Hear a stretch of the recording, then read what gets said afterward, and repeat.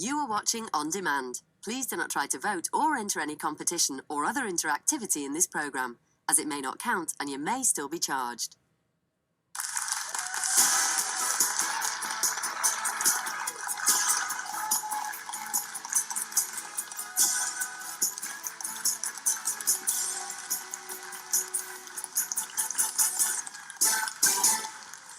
Hello and welcome to your last Loose Women of the Week, bringing you a big old helping of Friday fun with me, Kaye Adams. It's Stacey Solomon, Nadia Zawala and Jane Moore.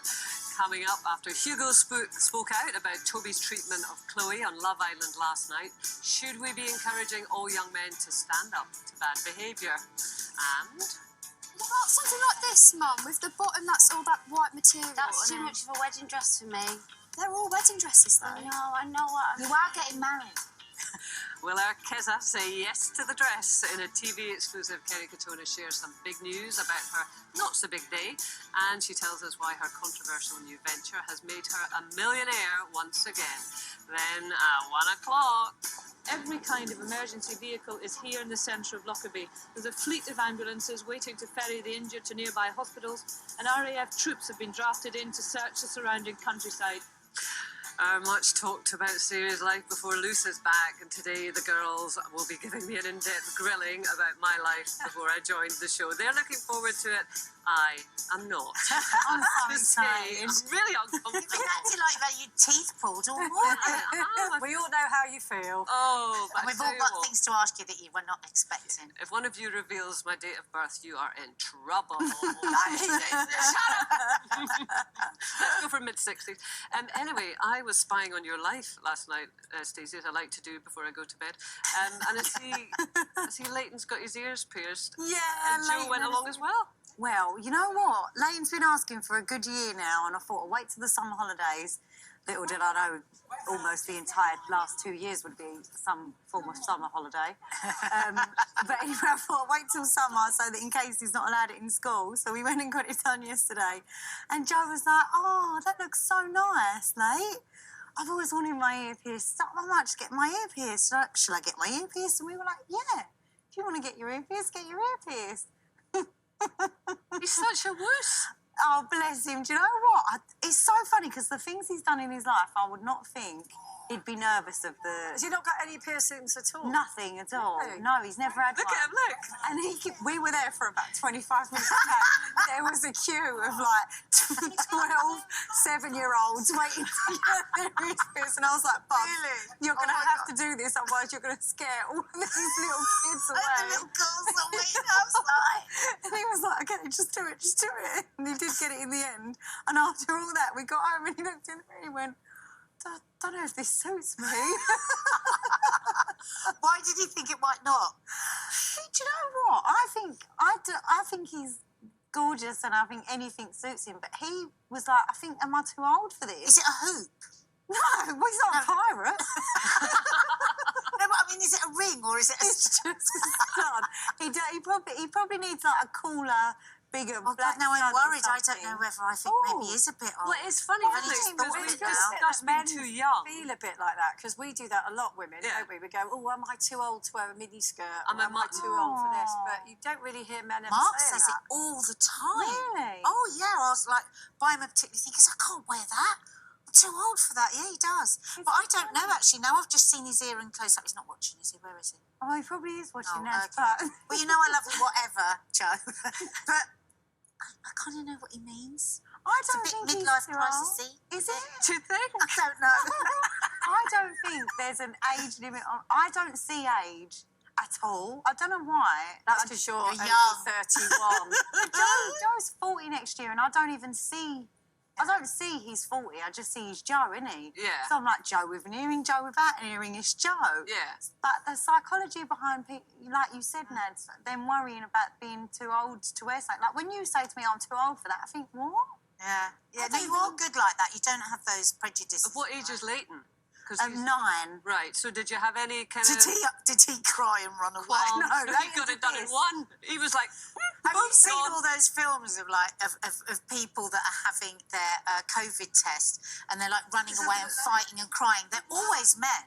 Just that tiny little thing going up their nose and they can't take it. No, well, Liam he was good. really good. He was surprised. I think he worked himself up to think it was going to be really terrible. I'm not surprised if he went off to jump. No, he So went why? So you say he's been asking you for what, a year? about a year now. So were you kind of like resistant at first, or? No, I've always felt like when they ask for something, they can get it. I mean, I think my mum pierced mine when I was like 6 months old, so I've never really had a. And then I would just go in whenever I fancied a new one. I've got about 10 arms in my ears, and it was never a big deal for us. Tattoos were a really big thing. None of me, my brother, or my sister have got any tattoos. That was frowned upon because of our religion. Is it? Yeah, in the Jewish religion, because in the Holocaust people were forced to be tattooed. It's a bit that my dad found it really disrespectful, so we just never got any tattoos. But piercings, my family weren't that strict about. I don't know. Why is 9 young? I don't know. I put arbitrarily with Bonnie. I said 12, but the honest truth is I've no idea why I said that. Somebody must have said that to me, and then she forgot about it, so it wasn't the worst thing in the world. But anyway, we've got to get on to Love Island. Oh my goodness, it was a stormer last night. It really took light, didn't it? Contestant Hugo wasn't happy about the way he felt Toby had treated Chloe after he told her that new girl Abigail would be a good test for their relationship.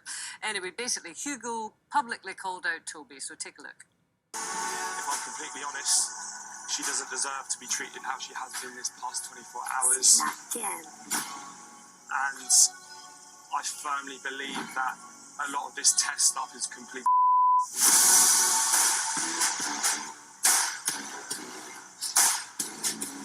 You deserve someone who's honest and communicates with you. And who knows what could happen. Stranger things have happened. Ooh, dramatic stuff. You were cheering, weren't you, Nance? I was actually, because you could see that he was actually very scared to do that, and it takes a lot to stand up and to risk what other people will think of you. And I thought, she was standing there, she was feeling very vulnerable, and I thought it was brilliant. I thought he was a real hero last night, and I think, it's really important. We're always saying that we need men in our battle as women to change things, and we need them to be part of the conversation. And I think there's a lot of men that would like to more often speak up and say, actually, I don't think that's a great way to treat that person. And he took his courage. Bravery to me is being scared and doing it anyway, and that's what he did last night. And I found it quite moving, actually. And also, I think because the audience is quite young for Love Island, it's a really good message, because that website that we've talked about a lot on the show, Everyone's Invited, and it is all about, all the girls that are putting their stories on there are going, it's not just enough for girls to support each other. We need boys. There are boys within packs of boys who don't agree with what they're seeing, but they feel too scared to stand up. So to see somebody on a show like that, that's very youth targeted, do that in such a public forum, I think is really powerful. It's a really good point, because I think a lot of boys and men do want to speak up because it's uncomfortable for them. But Stacey, just with you with having boys, do you think that puts pressure on, shall I say, good boys to stand up and call people out that is perhaps unfair on them? Sometimes I just think it should be common human practice, regardless of what gender you want to put in front of it. I think there are ways that people should behave, and there is a moral compass that we should try and live by wherever we can. And sometimes I feel like we kind of do this thing with men where we say, yes, men should be doing this, but I also believe and feel the same way about women, and that women should be doing that, and it's just a human element. If you see someone being treated like absolute garbage, I do think that the nicest thing that you could possibly do, and the hardest thing as well for anyone, is to stand up and go against the crowd and say, well, I actually don't agree with what you're doing here, regardless if you strip any gender from the situation whatsoever. But can you strip gender from the situation? Because we know statistically that women, and I don't have the figures straight off my head, but I'm confident in saying, are far, far, far, far more likely to be the victims of sexual abuse and coercive behaviour. So you can't really take gender out of it. I'm not saying you take gender out of the issues, like women being the abuse cases in women being higher than men.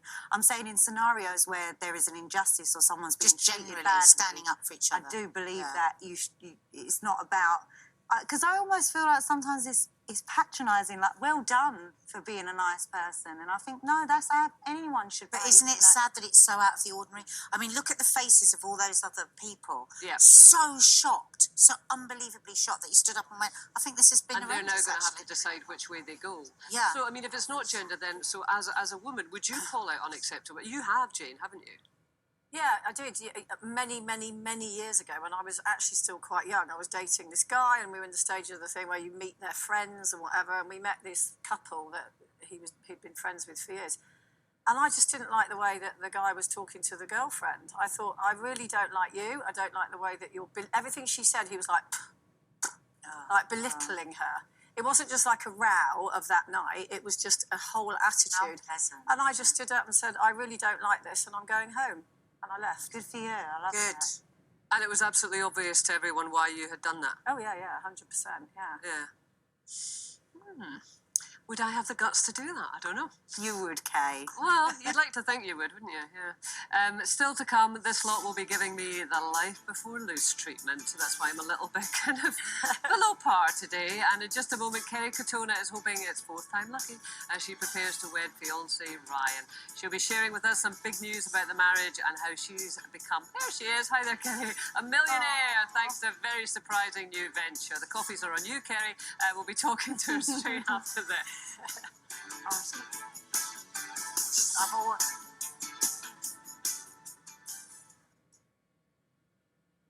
In the House of Commons, things can get pretty heated, to say the least. Is it more difficult for a woman to stand up to ranks of baying men? I think you hit upon one. Welcome back. Yes, expect clips like that and so much more as we go back to where it all started and hear some never-heard-before stories in my life before loose in around 15 minutes' time. Do enjoy. And Kerry in just a moment. Hi, Kerry. I know. But first, a note about a future show where we are leaving it up to you to decide what we talk about. Do you know about this? That's true, yeah. And to do that, we need your questions. You can literally ask us anything on Twitter, Facebook, or use our email, loose.women@itv.com. You need to be 18 years or over, and we need your questions in by 6 o'clock today. But first, talking of deadlines, the competition countdown is officially on as lines are closing at 3 o'clock. Jeff Brazier is live for us to tell you all about it. Hi, Jeff, where are you? Okay, well, I'm still in the Isle of Wight, absolutely gorgeous here, but I've swapped beaches. I'm near at Ventnor Beach, and it's one of these old, charismatic, charming places that has obviously not changed throughout the decades. You've just got this beautiful shoreline here, lapping up across the locks. It's so really beautiful just to walk in it, basically. But you know what? I'm here to tell you all about the competition today, because £85,000 could be yours. That's tax-free cash. That could go straight in your bank account. But that's not all. There's also another element to this competition as well that makes it up to £130,000 prize package, and that is the car. The AMG Mercedes A35, choice of paint colours. You've got the Apple CarPlay. You've got the fact that there's 19-inch alloys with that as well. Absolutely exceptional prize, and you could win it all. But you've got to enter, and you've got till 3 p.m. today, just a few hours. So here's all the details. For another chance to win £85,000 and a brand new car, go to the website. Entries cost £2. Text prize to 86060. Text costs £2 plus one standard network rate message. Call 09068 786060. Calls cost £2 plus your network access charge. Or post your name and phone number to DY24 PO Box 7558 Derby DE10NQ. Entrance must be 18 or over. Lines closed today at 3 p.m. Good luck. Now, by her own admission, our friend Kerry has been a bit unlucky in love. But after fiancé Ryan put a ring on it last year, Kerry is adamant that this really will be fourth time lucky. She has her dream big day all planned out, but was missing one very important thing. So will Kerry say yes to the dress? Oh, minute. I'm Kerry and I'm here today to find my final wedding dress ever. Look at these. I've actually been married 3 times and had all these failures. I can't believe I'm here again. I think I've got an addiction. And what about something like this, Mum, with the bottom that's all that white material? That's too much of a wedding dress for me. Welcome to our gorgeous boutique. I'm on wedding number 4. Okay. I almost feel quite embarrassed about being here right Okay. now. A bit, like I shouldn't be allowed to enjoy today. Oh, Kerry, you break my heart there. Listen, I can't believe you're getting married for the 4th time. In my head, you're only 22. Neither can I, you know. For me, when I separated from my 3rd husband, who, you know, I think I was only about 36, and I thought, well, is this it now? Do I... Because I had so many failed marriages in my head, I thought, well, I don't deserve to be in a relationship. That's it. It's over and done with. And then it was, I met Ryan. I went online. I thought, you know, I won't mind having a free meal. So I went online on a date and I met Ryan. And it made me realise that I do deserve to be loved. And I do deserve to love somebody else. I'm 40. I'm a good person. I never, at the age of, you know, when I was little, thought, you know, when I grow up, I want to get married 4 times. I want to have 5 kids to 3 different men, and I want all my kids to have different surnames. That wasn't my dream. You know, life happens, but for so long I blamed myself. And I am getting married for the 4th time, and I am excited about it. It took me a long time to get excited about it. At one point, Ryan actually questioned me. Do you want to get married? Yeah, just don't talk about it. We'll just go off and do it. I don't want a wedding. I want a marriage. I want a partnership. It's lovely news, Kerry, but why are you so hard on yourself? I think being in the public eye is a massive factor. I think as well with social media, you know, oh, here we go again. And even myself, I'm an only child. I always wanted to have that big family. I wanted to be a mom and a wife and, you know, bring up children together. So when my first marriage broke down, for me, it was almost a huge trigger that it must be my fault, you know. My kids now from a broken home. That's the last thing I wanted for my children. Quick, I better get married. Quick, I better have more kids. Quick, let's get married again. I've been with Ryan 3 years, and normally at this point I probably would be divorced, and we're not even married yet. So we're doing something right. I think you. Yeah, sorry, Jane. No, go on. Yeah, I think that you really are. I think that, you know, it's you've spoken a lot about the past, haven't you, and about your very difficult childhood, and I can totally understand why you're always looking for that. But why does it have to be with marriage? You know, a relationship. Yeah, because you can have a great relationship without marriage. We're in no rush to get married whatsoever. Ryan even said himself it's overrated. You know, for me, I like to call him my husband. He wants to call me his wife, but we're in no rush to do it whatsoever. You know, when the time comes, we'll hop on a plane and we'll go away. But the difference is this time in my relationship, I was single for 2 years. I had to learn to love me and accept me and my failures and what I've achieved before I was able to love anybody else or for them to love me. I had to let go of all that. And that's what I've done this time around. And before, I really relied on them making me happy. I make me happy. Ryan enhances it. That's a really good mindset to have.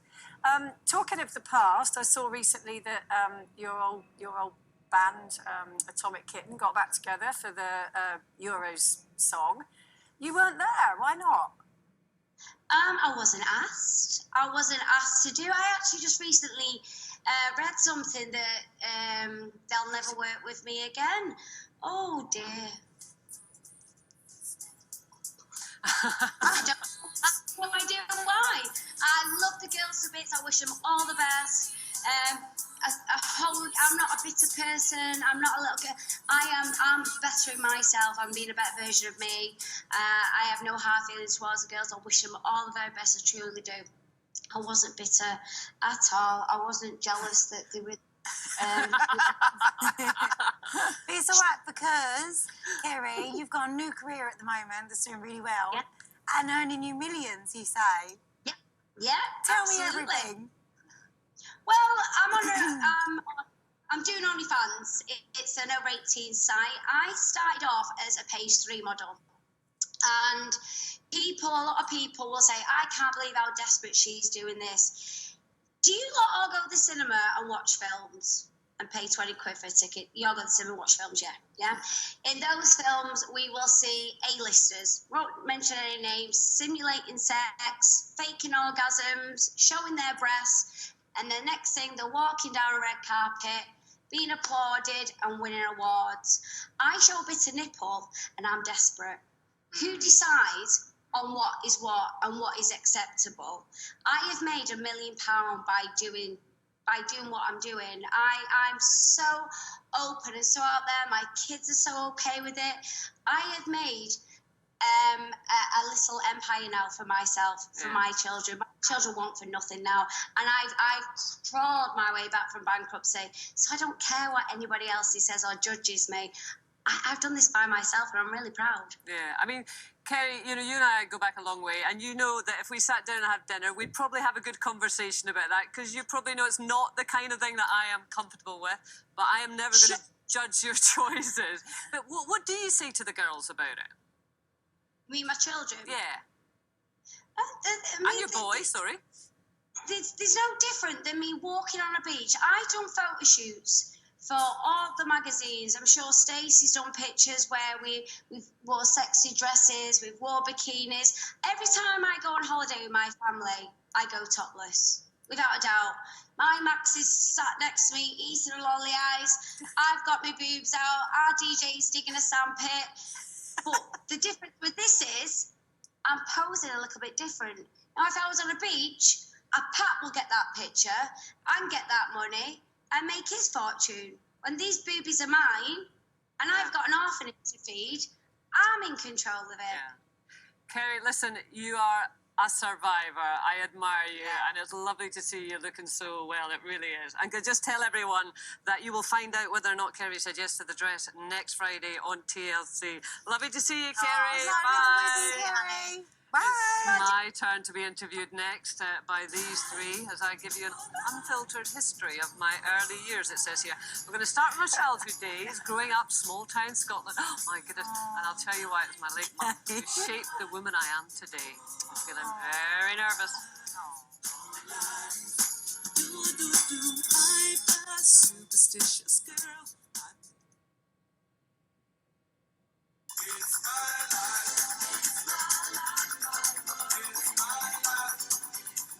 Welcome back to Loose Women. Oh, look at you there, Kaye, and there, and there, and there. Yes, today is the return of our very popular series where we turn back time and find out everything about your favourite panellists. And today is the turn of our Kaye Adams, who, along with Jane and I, launched Loose Women right back in 1999. So, Kaye Adams, this is your life. Before Loose. Kaye Adams.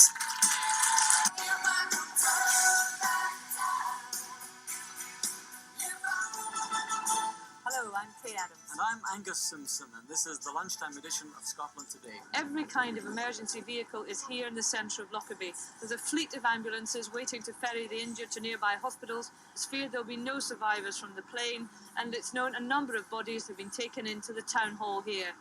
Was there ever a time when you doubted that you were capable of being Prime Minister? Oh, I'm a woman, I'm never going to do it. Oh, no, you don't think like that.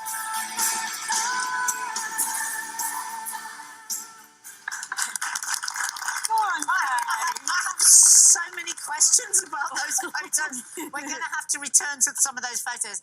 So we are going to start back in the early 60s. We're having to be vague here. She's got that in her contract. And apparently Very early. Stoneshire. Is that how we say it, Kaye? When a wee girl named Kaye arrived into the world and was welcomed into the arms of Mum Cathy and Dad Duncan.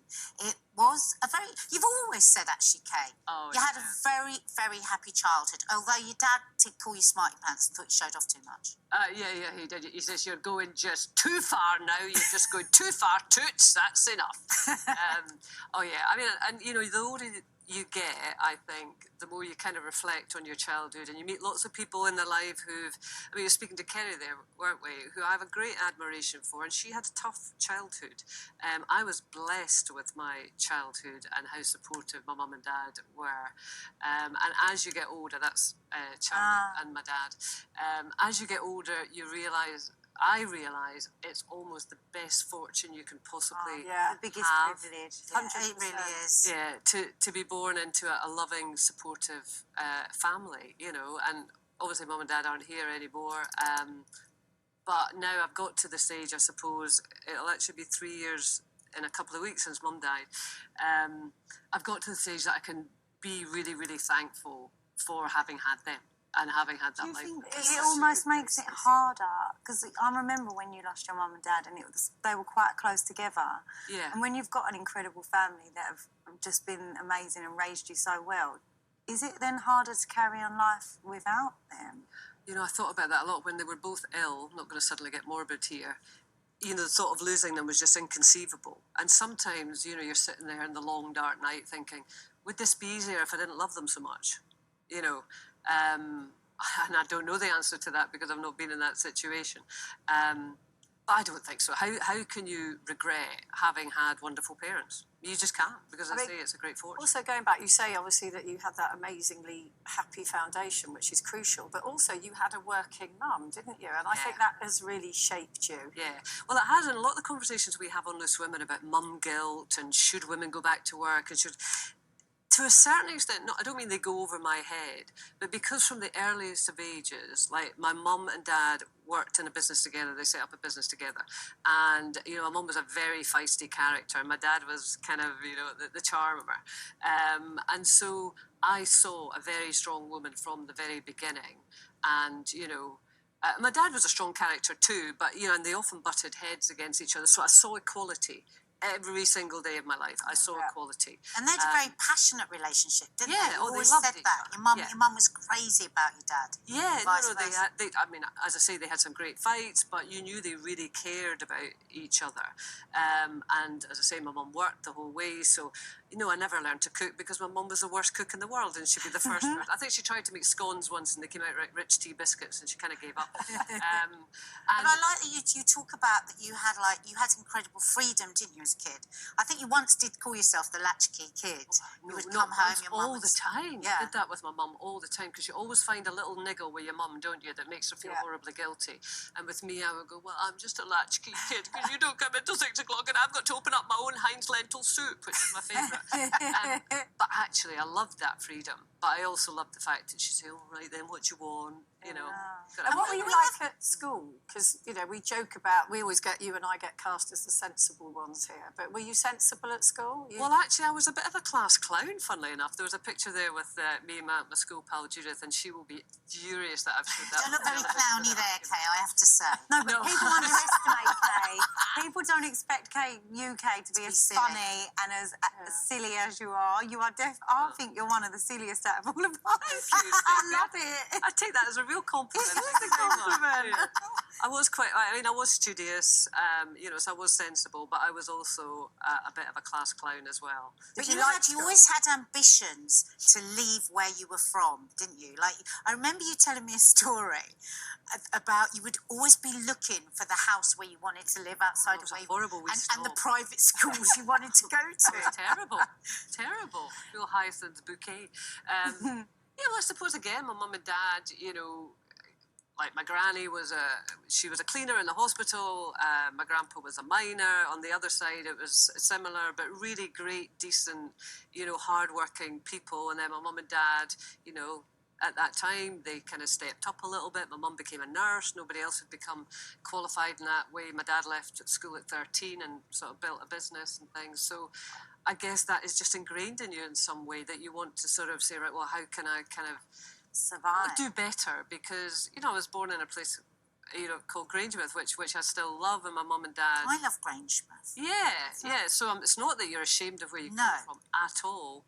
Great place and great people, but you want to do more, you want to see more, you want to meet different people, you want to put yourself in And it was different kind of situations. you who decided to go to uni, wasn't it, rather than actually be pushed in that direction? Yeah, well, neither my mum and dad had been to university, so Yeah. it wasn't particularly a thing for them. I mean, they were pleased that I went, but, you know, I mean, that's nice, Kate, well done.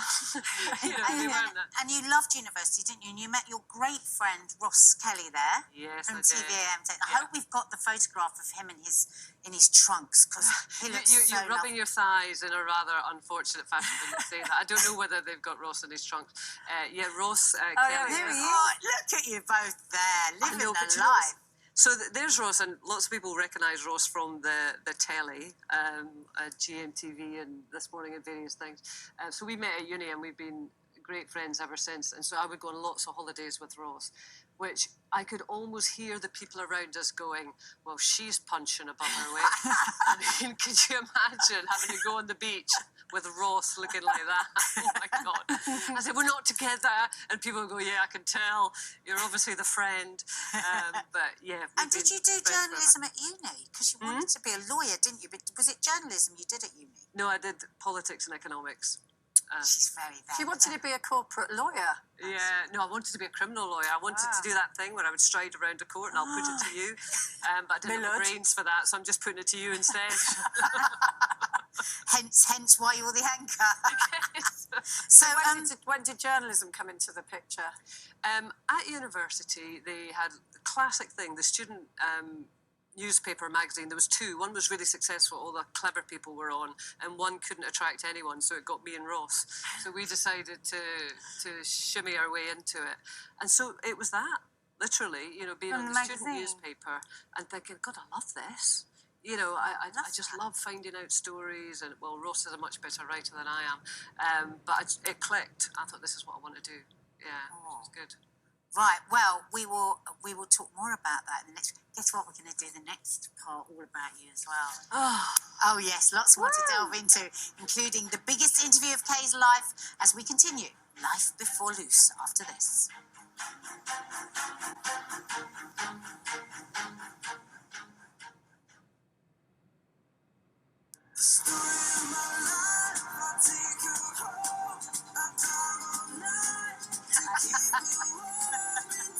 Hello again. In a moment, the next gripping part of Kaye's Life Before Loose. But first, our competition closes at 3 p.m. today.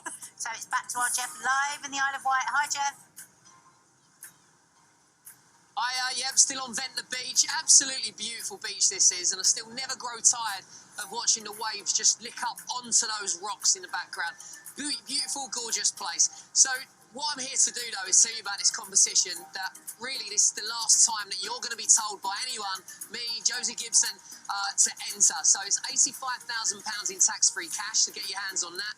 Also, if that's not enough, there's also the other element, which is the car, the Mercedes AMG A35. That's worth £45,000, and it's a choice of paint. You've got 19-inch alloys. There's so many options there involved as well. So that is going to be, well, I'm going to remind you of the details in 2 seconds. First of all, though, we're with Liam, Smoking Lobsters Restaurant, which is local. This looks unbelievable. Is the fish nice and local? Yeah, so we have the local lobster here with garlic butter, the local crab and wasabi. We also have the local bass in teriyaki, tuna and yuzu ceviche, roasted scallops, maki rolls, tempura squid. Liam, it looks gorgeous. Make sure you leave that there because we're going to tuck into that afterwards. But listen, this is the last time you can enter this competition. It's open until 3 p.m, but I'm the last person to tell you. Here are the details. For another chance to win £85,000 and a brand new car, go to the website. Entries cost £2. Text prize to 86060. Text costs £2 plus one standard network rate message. Call 09068 786060. Calls cost £2 plus your network access charge. Or post your name and phone number to DY24 PO Box 7558 Derby DE10NQ. Entrance must be 18 or over. Lines closed today at 3 p.m. Good luck. And just to repeat for the last time, lines close today at 3 p.m. Get your entries in for the £85,000 in tax-free cash and the car. You know what to do. You know what I'm going to do. Oh, so jealous. Thanks, Jeff. Right, back to Kaye's life story now. We have to talk about the love of your life, Kaye. Oh, Bee, my Nadia. dog. No, Ian. Oh. Oh, and I have to say, I love Ian. I just love him. That is classic Ian. But he was not what you were looking for. Well, it certainly wasn't what my mum was looking for, that's for sure. She wasn't keen at the beginning, was she? No, when he turned up in an East German sort of police officer. Remember we always used to army Everyone's surplus friend. stores? Yeah. Oh, right, yeah. Ian dressed out of the army surplus stores, or he always had some kind of weird thing in and like sort of tears in his jeans before it was trendy. It was just tears in his jeans. And I can remember my mum thinking, I was hoping for a pinstripe suit, which didn't come through the door. But yeah, no, well, he's a tennis coach, and we met at a tennis club. It's like a sub-Jackie Collins plot, isn't it? But you had to chase him. You had to chase him a bit, didn't he? No, I did not. Oh, I thought he didn't like you. No, you didn't like him, did you? No, she I liked remember him. you saying you thought He liked her. Her friend liked him. Tell us about that moment when you first touched. Oh, this is getting creepy now. Just to say, it's not that I didn't like She's him. gathered herself. No, I will be coming back to that question, so No. don't think you're getting out of it. No, but I'm just going to tell you, the reason that I wasn't sure of him was he was too slim. And I was, and he didn't want to be with a boy that was skinnier than you. I'm sorry, girls, but this was the late 80s. That's the way it was. And he was always suntanned because he spent half the year in Italy. So, I'm white and pasty, and he was a skinny boy with his long legs. And so I thought, no, I'm You not just going thought there. he was so shallow. And I was shallow. And you were giving him a lift somewhere, and you had your hand on the gear stick. Yeah, okay, yeah, she loves it. Well, yeah, we went out for a pizza, I think, probably, and I did not think for 1 second that this was a date. We kind of knew different people. It never occurred to me it was a date. We had a perfectly nice evening. I gave him a lift home because I had a much nicer car than his, and his was awful. Told you I was shallow.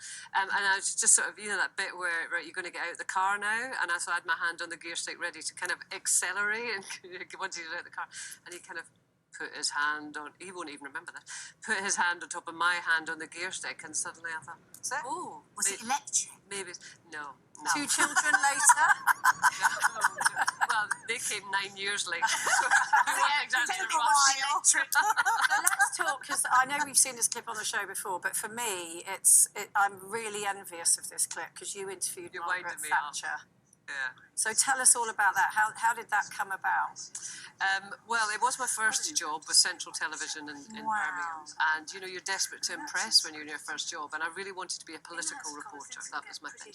I was working on the political programme at the time.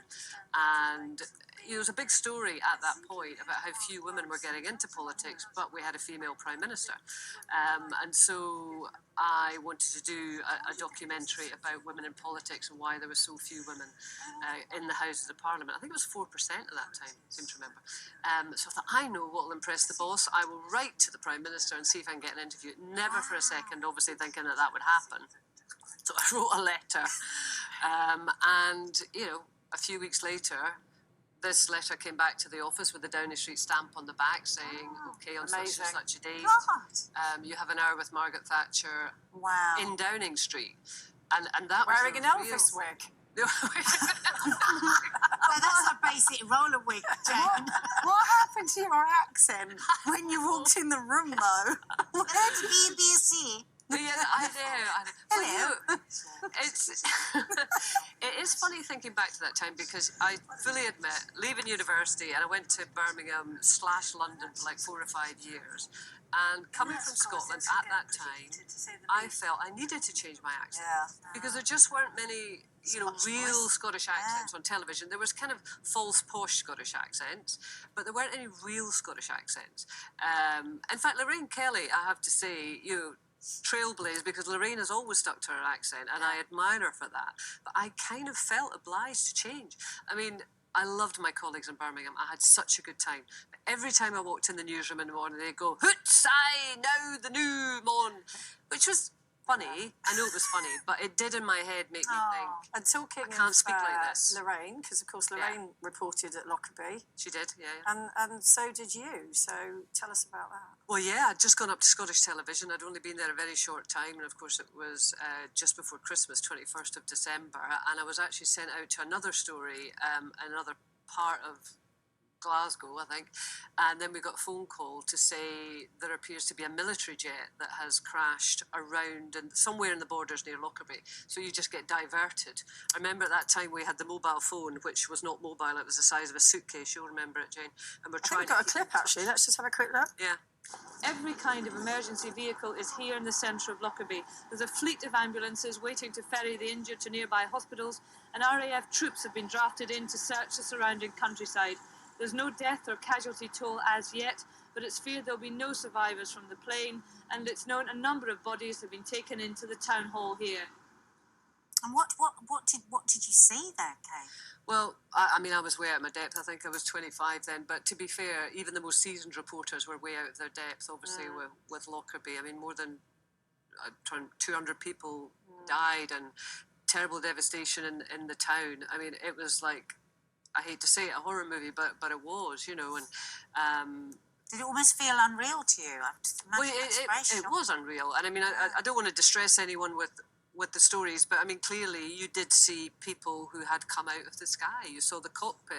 I mean, you saw the crew who were, I mean, it's probably a bit upsetting to say that to people.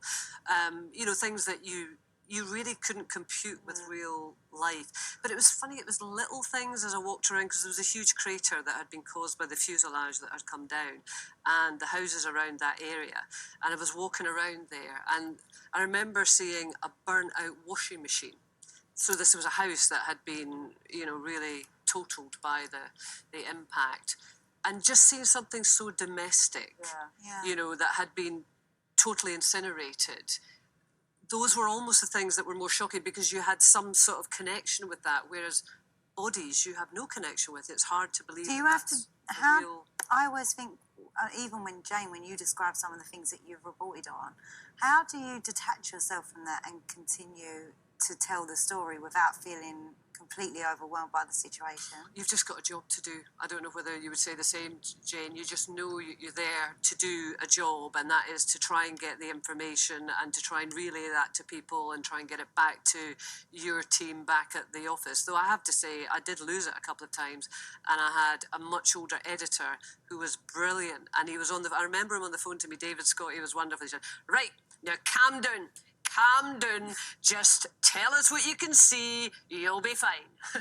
and he really, because I was like that, you know, because it was. Well, but we see that every day here with you. You stay as cool as a cucumber no matter what's going on. You apart from today when she's doing this. And I mean, we're running out of time, but you've had such a varied career. Scotland Today, where you work with Michael Gove, who always says adorable and funny. You had your Scottish Women. Also, you had your own show called Kaye for the BBC. Yeah, I've been around a while. Oh, and look at you there. And of course, Loose Women for the last 22 years. I know. I still remember where I was when I got a phone call to say there's this panel show with 4 women they want to do. Oh, we've run out of time, unfortunately. Oh, is that our time? What, we can't talk about it? Is it? No. I watched that like I was at home. I loved it. We were on telly. It was really dangerous. I really didn't get the line. That's it for today. Monday, Sam Bailey will be with us, but for now, have a lovely weekend. Bye. Love you.